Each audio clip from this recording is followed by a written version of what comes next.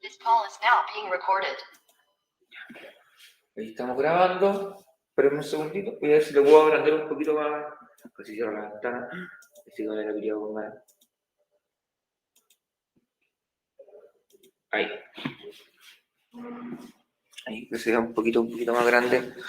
Por si llega alguien de manera presencial. Bueno, lo que nosotros comenzamos a ver el día de ayer martes fue la Segunda Guerra Mundial. Hablamos del contexto, de cómo lo fueron los antecedentes. Uno de ellos es el fracaso de la Sociedad de Naciones como una instancia para resolver conflictos de manera pacífica, ¿ya? Debido a que no fue capaz de resolver todos los conflictos territoriales en los cuales se vio inmiscuido Alemania, Italia y Japón, por dar ejemplos, demostrando que esta idea bien bonita de, oye, hagamos el amor, no la guerra, seamos pacifistas, cosas por el estilo, no funcionaron, ¿ya? Porque la Sociedad de Naciones no tenía un método de disuadir en el fondo a los países a que invadieran. No había como hoy día que la ONU tiene un ejército. De hecho, que está conformado por distintas unidades de ejércitos de todo el mundo que van a hacer misiones de paz. Por ejemplo, en lo que fueron las intervenciones en África, llegan soldados de distintos lugares del mundo en la actualidad. O sea, la ONU tiene esa gran ventaja, que tiene esos elementos que la Sociedad de las Naciones no contó. Y hablamos un poquito de cómo fueron las incorporaciones territoriales, ¿ya? De cada una de estas tres potencias del eje. También hablamos de los totalitarismos. El totalitarismo, recuérdenlo porque es un elemento bien importante. Recuerden que tiene que ver con crear un partido político único, con un control social. Ese aspecto es clave, chiquillos, el control social.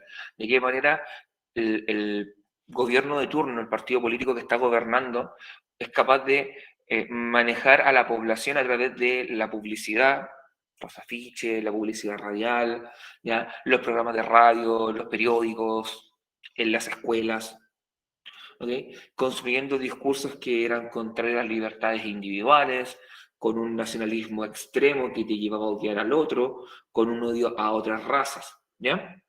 Que es parte fundamental del discurso que tiene Hitler, por ejemplo, en la Alemania nazi. Vemos también un par de ejemplos referidos a publicidad de la época. Hablamos del detonante de la Segunda Guerra Mundial, que fue la invasión a Polonia, ¿ya? En este caso juega un rol clave este pacto Ribbentrop-Molotov, que es un acuerdo de repartición de Polonia entre la Alemania nazi y la Unión Soviética, además de establecer un pacto de no agresión entre ambas naciones, que posteriormente los nazis van a romper y van a invadir la Unión Soviética, ¿ya? Hablamos un poquito también de los bandos, quienes conformaban en los bandos que se enfrentaron. Estaba el eje. Generalmente ustedes lo van a encontrar como eje o eje de potencias centrales o eje de potencias, que es la Alemania nazi, la Italia fascista y el Imperio de Japón, ¿ya? Y en el caso de las potencias aliadas va a estar Gran Bretaña, Francia, y desde el año 41 se va a sumar la Unión Soviética tras la invasión de Alemania a la Unión Soviética, y Estados Unidos se va a sumar después del famosísimo ataque a Pearl Harbor, ¿ya? Los frentes eran los lugares donde se combatía. Hablamos un poquito del frente occidental, que es principalmente lo que se llevó a cabo en Europa Occidental. Acá viene la invasión de Alemania a Francia, para lo cual los alemanes poder invadir de manera más eficiente y dándole un golpe de sorpresa. De pasada invadieron Países Bajos y Bélgica e ingresan por la zona de Bélgica que limita con Francia, se meten, llegan a París, toman París, en unos pocos meses toman prácticamente más de la mitad de Francia. Francia se ve obligado a firmar una tregua, ¿ya? Y se va a quedar Alemania ocupando parte importante de Francia y se va a crear un estado títere que era la Francia de Vichy o Francia Libre, ¿ya? En el caso de, luego de esta campaña militar exitosa, va a venir la batalla aérea de Inglaterra, en la cual las fuerzas aéreas, tanto de Inglaterra como de la Alemania, de la Alemania nazi, se van a enfrentar, ¿ya? Con bombardeos, combates aéreos, debido a que los alemanes todavía no tenían la capacidad de poder hacer una invasión a Inglaterra, porque Inglaterra es una gran isla, es un archipiélago, ¿ya? Así que quedó ahí solamente en batallas aéreas en las que no hubo un vencedor claro, y por eso se le considera como el primer revés, la primera derrota que sufre Hitler en el contexto de la guerra, ¿ya?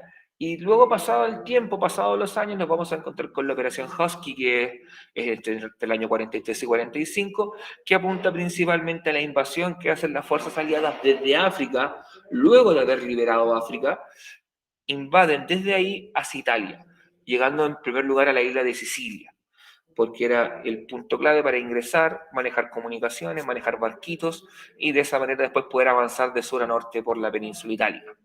Ya vimos ahí un par de fotitos. Hablamos, creo que quedamos acá en el frente oriental.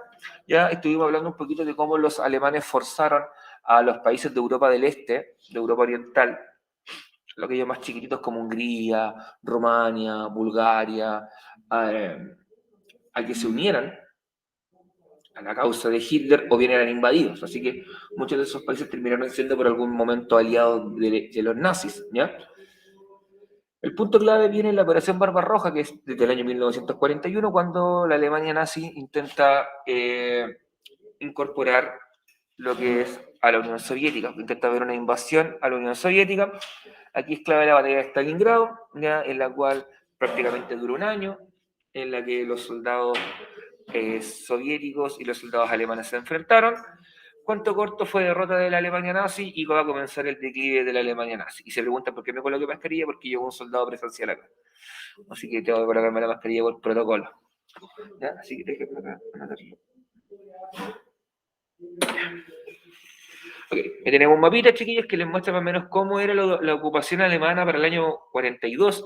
Fíjense que prácticamente toda Europa, excluyendo España, Portugal, Irlanda, Suecia y Suiza, estaban bajo dominio de la Alemania nazi. O bien eran aliados de la Alemania nazi o eran territorios que la Alemania nazi había conquistado. Los británicos quedaban ahí en verdecito y los soviéticos estaban acá, y los soviéticos van a empezar a empujar después de la batalla de Stalingrado. O sea, van a empujar de este a oeste, ¿ya? Y van a ir empujando, hasta que lo van a llegar a retroceder hasta lo que es Berlín, y ahí van a tomar los soviéticos Berlín en el año 45. Ahora, sobre África, vamos a hablar bastante poquito, ¿ya? Quizá hay dos hitos clave que te marcan el conflicto en África. El primero es la Operación Antorcha, Operación Torch, le llamarían los ciúticos, ¿ya? Porque Torch es antorcha en inglés, que es la invasión de las fuerzas aliadas a las costas de Marruecos y Argelia. ¿Por qué es tan importante? Porque en este momento ya los gringos se habían metido en la guerra, y quienes comandaron este desembarco aliado fueron los gringos, ¿ya? Los estadounidenses, que mandaron tropas, mandaron barcos, mandaron tecnología y desembarcan en las costas de Marruecos, y van a comenzar a empujar desde el oeste, mientras que los británicos estaban en Egipto en el este, y comienzan a empujar, y terminan aplastando a los alemanes.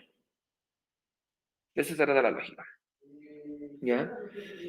Hay que también destacar, chiquillos, que el frente africano en un primer momento estaba destinado para los italianos, y los italianos no hicieron nada bien, ¿ya?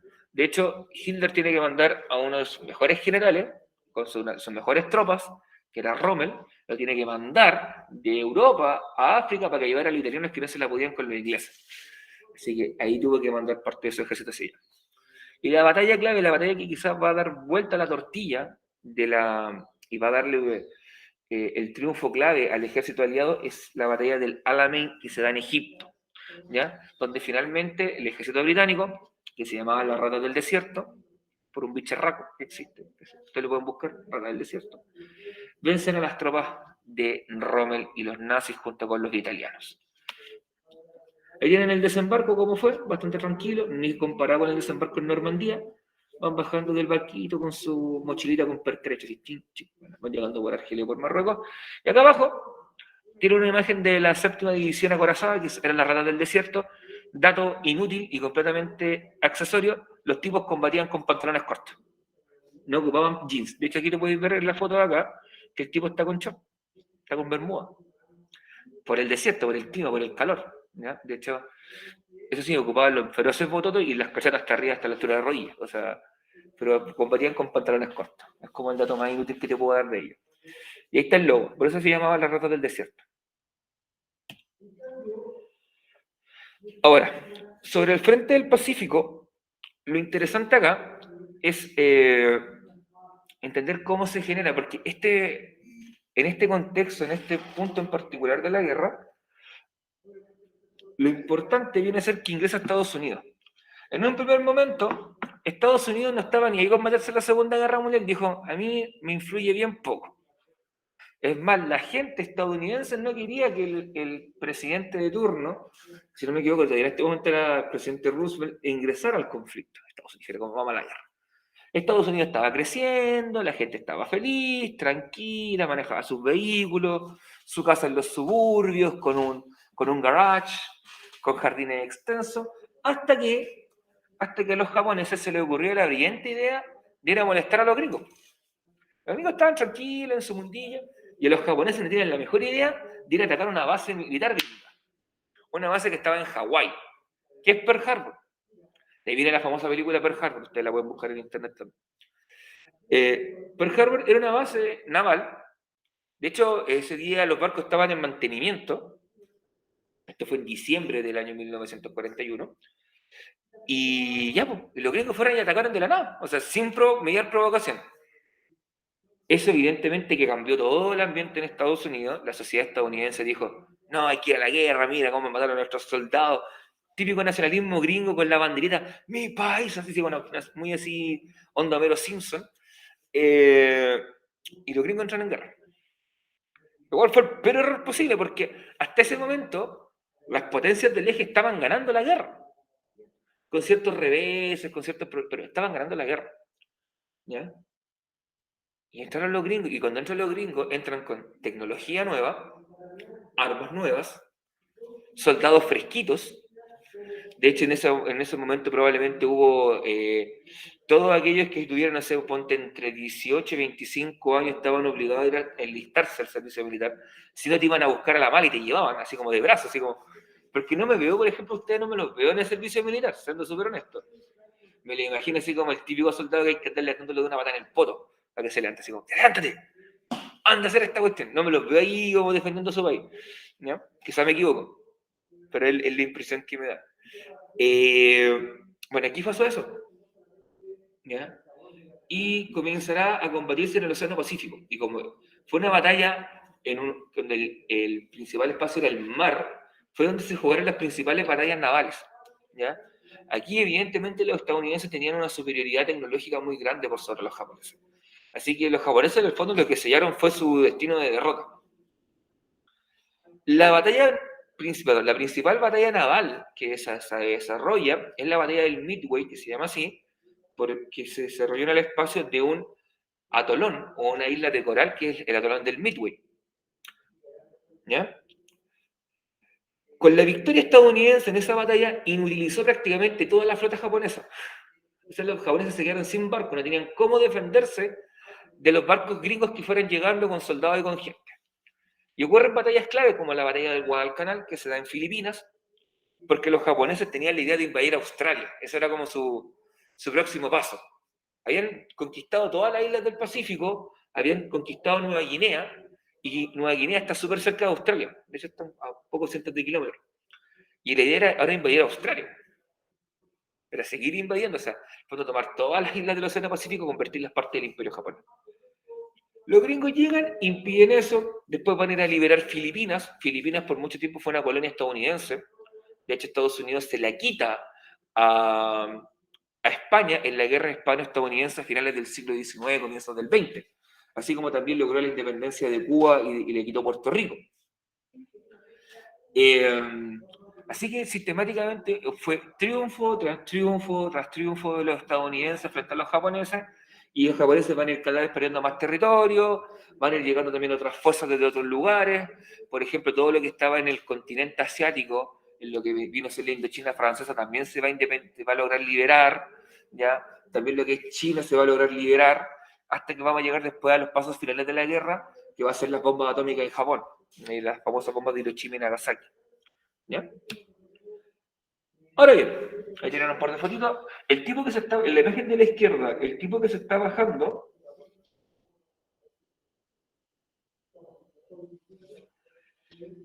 es el general Douglas MacArthur, que después va a ser presidente de los Estados Unidos. No, la verdad, Eisenhower es que es presidente, no. MacArthur no fue presidente, MacArthur sí fue el que tuvo a cargo a Japón tras los primeros años después de la caída de Japón en la Segunda Guerra Mundial. bajándose ahí en Filipinas como terrible, sin importarle nada que se le moje la ropa, si se bajó, cara de palo, o vamos a ver a mis soldados. Y arribita tienen un dibujo, porque no es una foto, es un dibujo de cómo se cree que pudo ser la batalla del Midway. ¿Ya? ¿Cómo se cree que fue? Porque evidentemente yo no voy a estar en la mitad de la batalla y voy a tener un tipo arriba dibujando, así como, oye avión, hey, tú el avión, ¿quién se quede quieto? Déjame dibujarte. No, es como probablemente, según el relato, a él le contaron, fue la batalla del Midway, y si se dan cuenta, principalmente lo que hay son aviones. Ya no era una guerra de buques o naval con barcos, así como con barcos con cañón y cosas por el estilo. Por lo general fueron con portaaviones. En el fondo, el barco lo que hacía era llevar los aviones y los aviones combatían y después volvían. ¿Ya? Una técnica que sigue utilizándose hasta el día de hoy.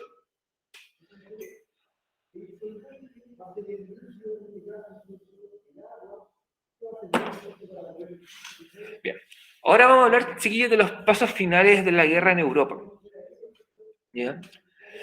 El punto clave en el conflicto de la Europa occidental tiene que ver con la operación Overlord o conocida coloquialmente como el desembarco aliado en las tropas el desembarco de tropas aliadas en las costas de Normandía.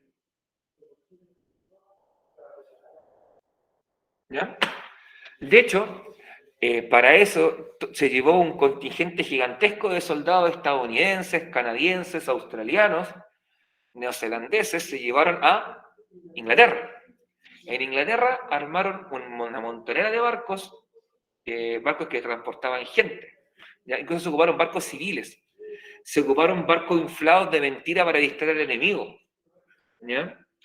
Y imagínate ir en un... Es como que fuera en una micro enlatada, así como una micro, apregadito, de pie, y tuvieras que bajarte de la nada corriendo con una mochila.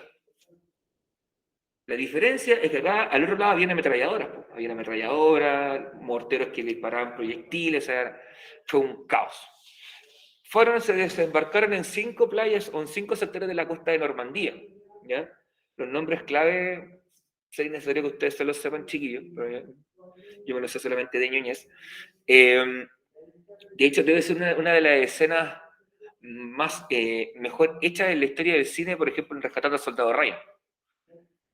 ¿Ya? Si jugaste videojuegos, te gustan los videojuegos, por ejemplo, en los primeros Call of Duty o los primeros Medalla de Honor, que son juegos de comienzo de los 2000, esta escena se retrata muy bien de cómo era el desembarco, porque tú llegabas a la costa, bajabas la compuerta y el tipo que iba primero en la fila es el tipo que primero moría, porque ya se estaban apuntando los nazis con las ametralladoras y en el fondo abrían la compuerta y sonaba la ráfaga de metralleta y todos los tipos que iban así.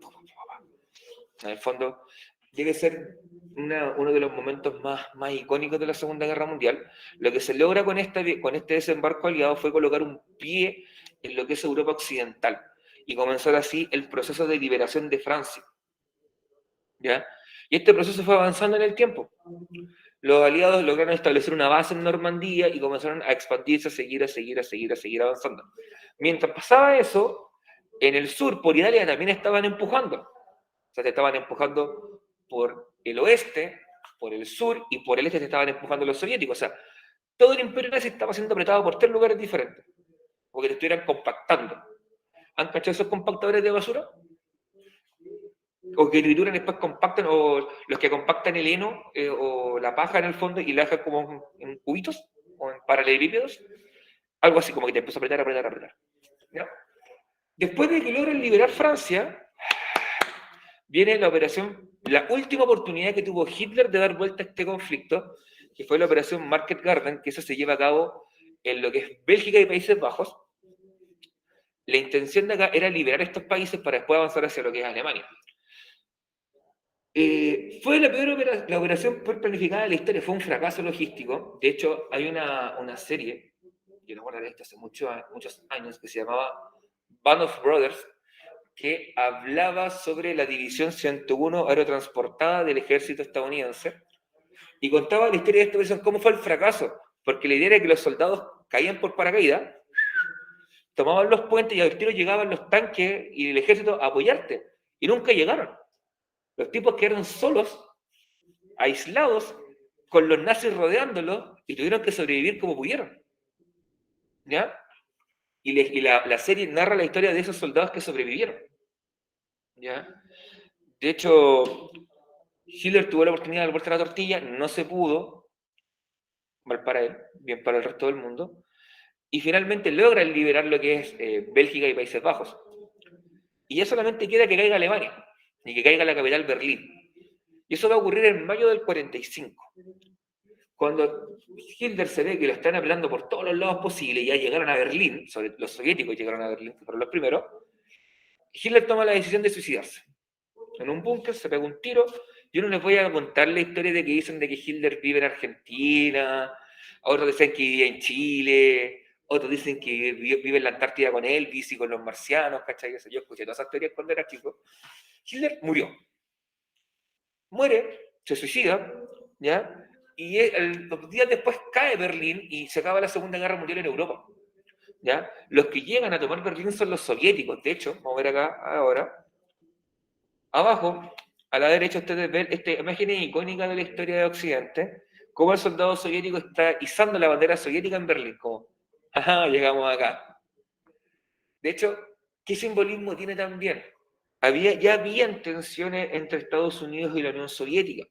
Por lo tanto, era decirle, mira, nosotros llegamos primero, nosotros terminamos la guerra. No tú, gringo inútil que te quedaste entrampado en las montañas. Nosotros ganamos, compadre. La madre Rusia. ¿Ya? Tenía ese discurso y ese trasfondo en la imagen. Y arribita, ustedes pueden ver la magnitud de la operación sobrecarga, en el fondo, la desembarco en Normandía. Hasta el fondo se ven estos barcos, estos ferries de transporte, en el fondo los ferries. Probablemente, si ustedes han ido al sur de Chile, probablemente y han ido en auto o a Patijuay, hay ferries que te cruzan desde el continente a la isla. Ese tipo de embarcaciones son embarcaciones que están hechas principalmente para el transporte. Por lo tanto, no llevan armas, no llevan tanta protección, ¿ya? Lo cual lo hace más increíble, ya que lo hayan logrado.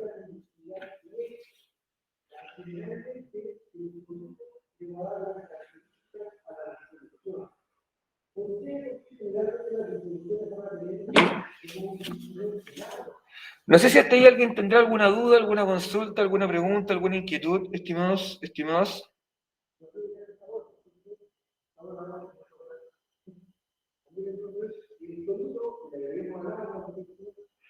¿No hay dudas?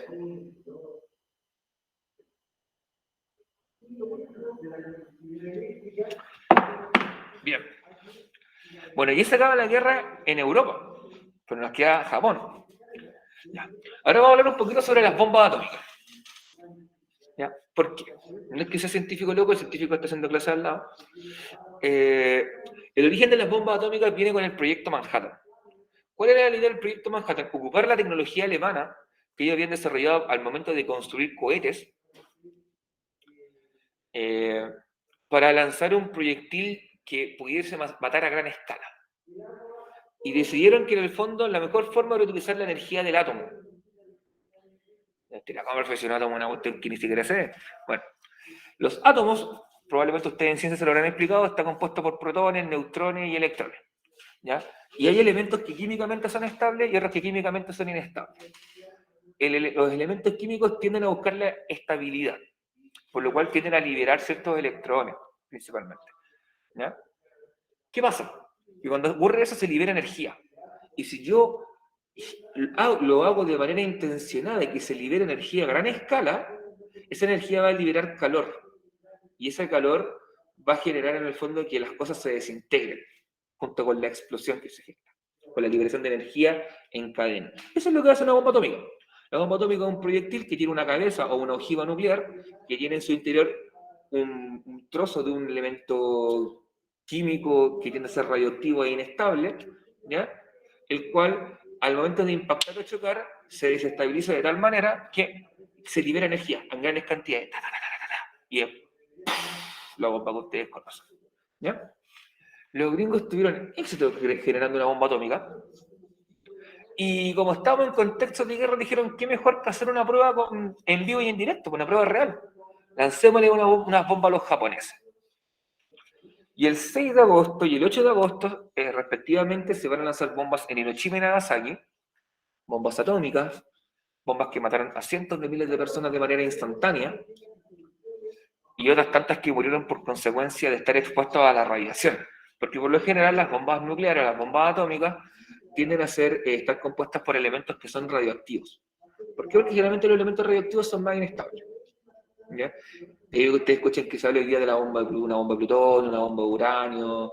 ¿Ya? De hecho, se me ocurre una bomba de hidrógeno, la bomba H. ¿Ya? Y los nombres clave que recibieron fue Little Boy y Fat Man. ¿Ya? ¿Qué es lo interesante de esto?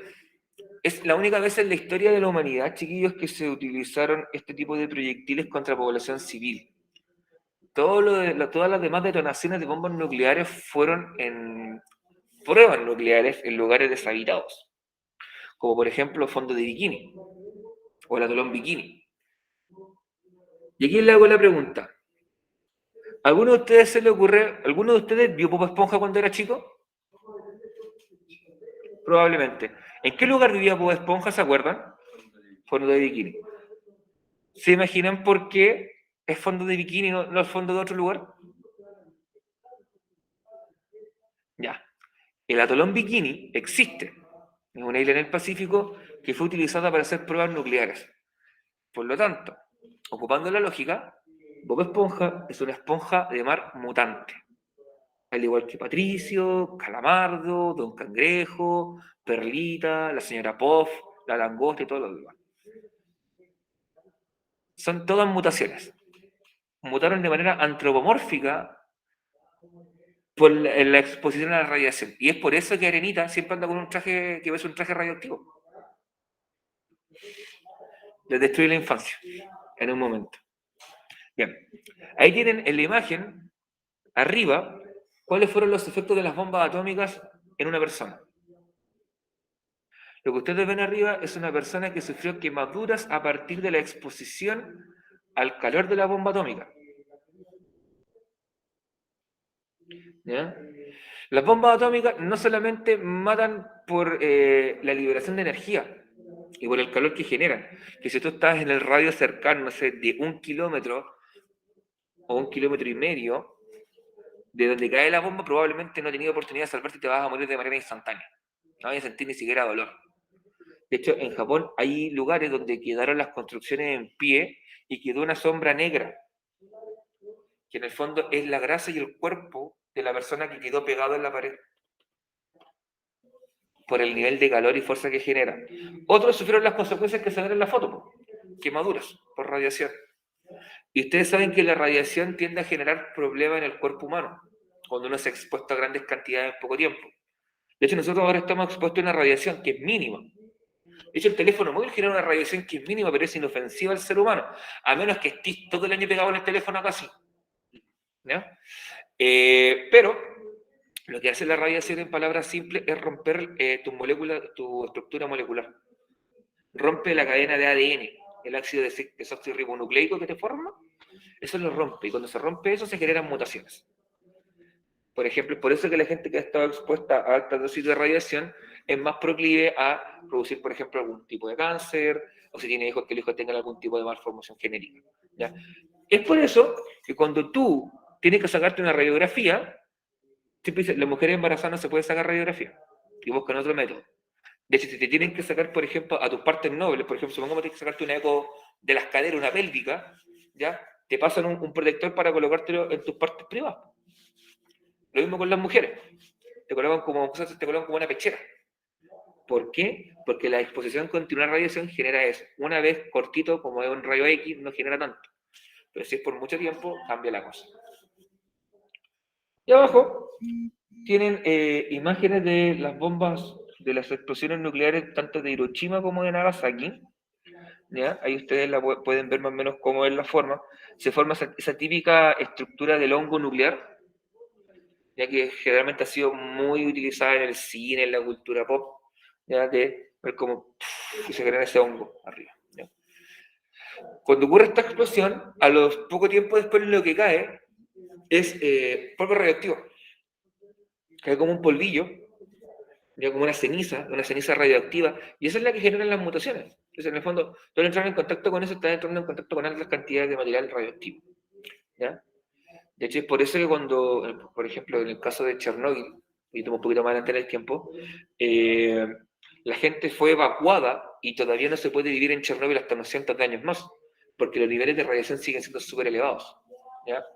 Es lo mismo que ocurrió acá, por ejemplo, bueno, en Hiroshima y Nagasaki, al hacer las bombas o sea, no eran tan potentes en esta época las bombas, sí se pudo habitar en un menor tiempo. De hecho, hay un, por si alguien quiere ver, no estoy diciendo que lo vean chiquillos, pero hay un corto japonés que ustedes pueden encontrar donde te muestra a nivel como un anime, un corto de 8 minutos creo que era más o menos, te muestra cómo fue la experiencia de las bombas atómicas vivida por un japonés, cómo ellos se lo imaginaron, o cómo ellos se lo narraron.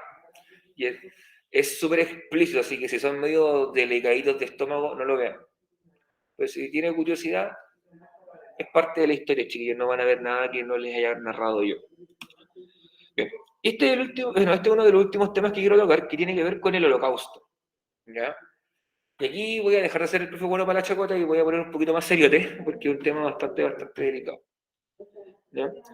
Eh, en el caso del holocausto, chiquillos, generalmente nosotros lo conocemos a partir del holocausto judío. ¿Ya? El holocausto parte de la siguiente manera, o el proceso de holocausto o de solución final que propone Hitler. De partida, aquellas personas que pertenecieron a la colectividad judía fueron separados de la sociedad.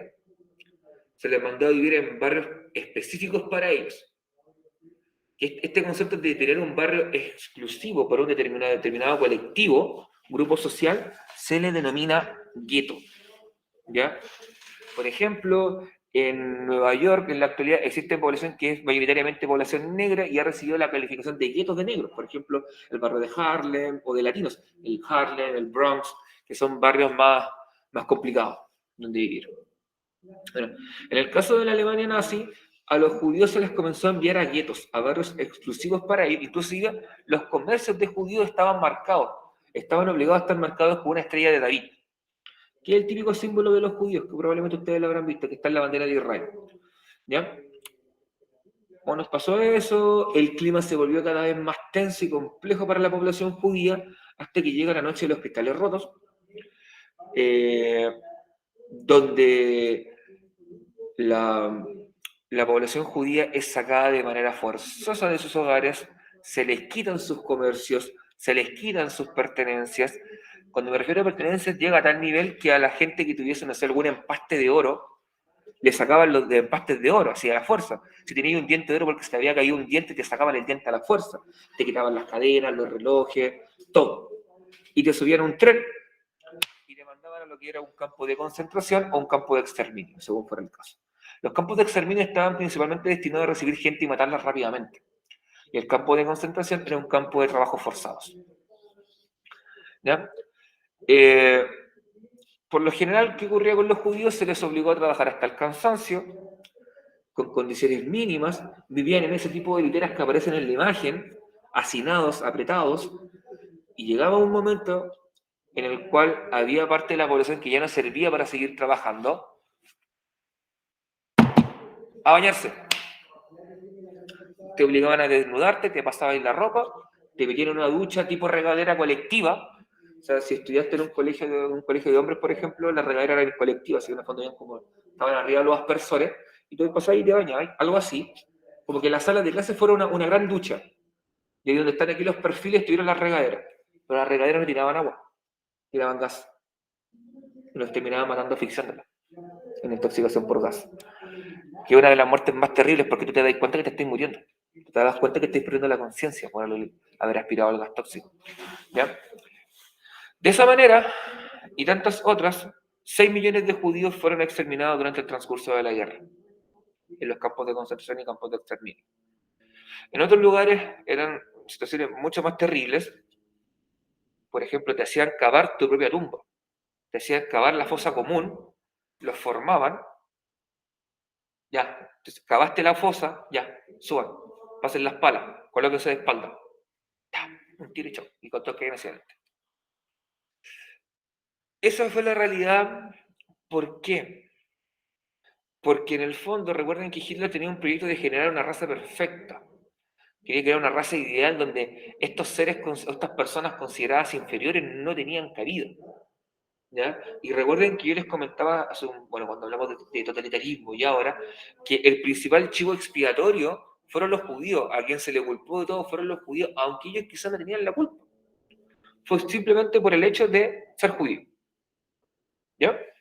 Bueno, no solamente fueron los judíos perseguidos, ni exterminados, ni mandados a campos de concentración, también los opositores al régimen, que son los presos políticos, los presos comunes y corrientes que los pillaron robando, por ejemplo, cosas por el estilo. El asocial, yo no tenía idea, me enteré hace poco que era la gente que vivía en situación de calle, a todos aquellos que están, que no tienen un hogar. ¿Ya? El testigo de Jehová, los gitanos, los homosexuales, el que no tuviese un país donde volver, y el judío, todo ese tipo de gente terminaba en los campos de concentración y campos de exterminio. ¿Ya? Si yo digo que fueron 6 millones de judíos los muertos, imagínate si yo sumar las otras cantidades de población, nos sube bastante más la cifra. ¿Ya? Pero el caso judío tiene más relevancia porque fueron los mayores afectados, los que más fueron apuntados. ¿Ya? Y uno de los campos de concentración más famosos es el campo de concentración de Auschwitz, que hoy día está, lo que hoy día es Polonia. ¿Ya? De hecho, este lugar sigue existiendo Auschwitz, existe como un museo, ¿ya? Principalmente para recordar los horrores de la guerra y que no se vuelvan a cometer nuevamente. ¿Okay? De hecho, como un paréntesis, quizá alguno de ustedes, o si no, hay una película que también narra esta experiencia que se llama La vida es bella, ¿ya? Donde parte de una familia judía, tiene parte súper normal, el tipo se enamoró de lo que es su esposa, tuvieron un hijo, viene la guerra, son mandados a los campos de concentración y el padre hace todo lo posible para que su hijo no sepa estar en un campo de concentración y se lo hace pintar como un campamento de juegos, que él tiene que juntar 1000 puntos para conseguir un tanque. Cuando está por terminar la guerra y los nazis saben que vienen llegando los aliados, aniquilan a la mayor cantidad de judíos posible, estando de ahí, dentro de ahí el protagonista de la historia. Al final de la historia, ¿qué pasó? Sí, también hay una película de Ana Frank. El caso de Ana Frank es diferente. Kelly, se me quedó lo que tú escribiste. Sí, es diferente porque el caso de Ana Frank recuerda que estuvo escondida. Estuvo escondida y a ella la encontraron poco tiempo antes, o mejor dicho, la gente que los escondía los delató poco tiempo antes de que llegaran los aliados. Y ahí terminaron matando a la familia de Ana Frank y quedó su diario, que en el fondo es el que se basa hasta ahora que prácticamente todo el mundo ha leído. ¿Ya? De hecho, también hay. No me quería decir algo, más, algo además de La vida es bella. Hay otra serie, si no me equivoco, que habla de esto. Hoy se me fue el nombre. Ah, La lista de Schindler. La lista de Schindler es bien interesante porque también se enmarca dentro de este contexto, ¿ya? Pero se enmarca desde otro lado. Fue un alemán, que era un industrial alemán, que salvó a miles de judíos y los mandó a Estados Unidos. ¿Ya? ¿Qué es lo interesante de eso? Que a uno de las familias que salvó fue a los padres de Steven Spielberg, el director de películas, de los seres más famosos del mundo. Y Steven Spielberg hace la lista de Schindler como película como un homenaje al tipo que salvó a sus papás. De hecho, la película termina con Steven Spielberg yendo a dejar una piedra que en el fondo que es un símbolo religioso que tienen los judíos cuando visitan a un deudo, es dejarle una piedrita, como en el fondo, por aquí pasé. ¿Sí? Y le va a dejar una piedrita a Oscar Schindler. ¿Ya? Pero el Holocausto, chiquillo, es uno de los episodios más terribles y nefastos de la historia de Occidente, al menos de la historia contemporánea de Occidente. ¿Ya? Y es en el fondo, un recordatorio de lo cruel que puede llegar a ser el ser humano, de la manera que se puede cegar por el poder, ¿ya? Que te puede llevar a buscar culpables donde no están y aniquilar gente inocente. Bueno, vamos a cerrar un poquito ya el tema con las consecuencias de la Segunda Guerra Mundial. Bueno, cuando terminó la Segunda Guerra Mundial, el bando vencedor de la guerra crea la Organización de las Naciones Unidas. La Organización de las Naciones Unidas viene a ser una sociedad de las naciones 2.0, pero ahora mejor armada. Mucho hasta el día de hoy sigue vigente. En la cual los vencedores de la guerra van a ser los líderes de este proceso y van a tener asegurado su espacio en lo que se llama el Consejo de Seguridad, que es la institución más importante que tiene la ONU, en la cual inclusive ellos pueden estar de acuerdo o no con algún conflicto y buscar una solución pacífica o presionar una solución pacífica. Y si esta no se da, mandar tropas. ¿Ya? De hecho, los países que están dentro del Consejo de Seguridad tienen derecho de veto, en el fondo pueden vetar una propuesta de castigo a un país. Eso ha traído problemas en la actualidad. También se creó el Tribunal de Justicia Internacional en La Haya, en los Países Bajos, donde, por ejemplo, Chile fue con su problema limítrofe con Perú, problema limítrofe con Bolivia, han pasado por el Tribunal Penal de Justicia de La Haya, perdón, el Tribunal de Justicia Internacional, ¿ya? Porque se busca resolver los conflictos territoriales de manera pacífica y no recurrir a la violencia, ¿ya? Además de eso, van a surgir dos grandes superpotencias que son Estados Unidos y la Unión Soviética, cada una de ellas con un proyecto político y un proyecto económico, social, completamente diferente, que lo vamos a desarrollar en la próxima semana cuando hablemos de Guerra Fría, ¿ya? Y por último, nos vamos a quedar con la división de Alemania, cómo se termina dividiendo Alemania, y eso lo vamos a ver a continuación. Acá, ustedes en la izquierda tienen un mapa de Alemania, y los colores indican la área de influencia que va a tener cada una de estas potencias vencedoras en la guerra. Lo que está en tonalidad verde es de Reino Unido, lo que está en tonalidades azules va a quedar repartido para Francia, lo que está en color amarillo para Estados Unidos y lo que está en color rojo para la Unión Soviética. Esta división de Alemania va a durar hasta la década finales de 1980, comienzos del 1990, ¿ya? Donde la Alemania que quedó con Gran Bretaña, Francia y Estados Unidos va a ser llamada la República Federal Alemana o RFA, y la Alemania que quedó bajo dominio comunista va a ser la RDA o República Democrática Alemana. La RDA juega un rol importante, por ejemplo, en la historia de Chile, porque muchos exiliados de la dictadura de Pinochet fueron a dar a la RDA y se desencantaron del comunismo, ¿ya? Y si ustedes se dan cuenta, acá está Berlín, y Berlín también está pintado en 4 colores que están acá. Berlín quedó pintado en 4 colores por estos países también, en el fondo. Y va a quedar un Berlín occidental, un Berlín ligado a Gran Bretaña, Francia y sobre todo Estados Unidos, y un Berlín oriental, un Berlín del Este que va a quedar unido a la Unión Soviética. Y es acá donde se va a formar el mitiquísimo Muro de Berlín. Y el Muro de Berlín lo que va a hacer es dividir ambas Berlín, ¿ya? Y aislar esta Berlín capitalista de tal manera de que la gente de toda la Alemania oriental no pudiese fugarse, porque vieron que en algún momento la gente comenzó a irse de manera muy rápida a lo que era el Berlín que estaba de mano de Estados Unidos, porque estaba mejorando, estaba creciendo, tenía una mejor calidad de vida, y el Berlín que estaba a manos de la Unión Soviética se estaba hundiendo en la pobreza y en la miseria. Así que me quiero ir al otro lado. Y cuando se dieron cuenta que eran muchos, construyeron el muro. Y este muro duró hasta 1989. Y termina la Segunda Guerra Mundial.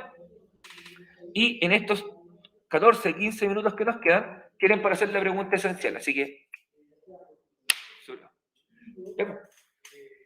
no sé cómo lo voy a hacer, pero tenéis que hacerlo ahora.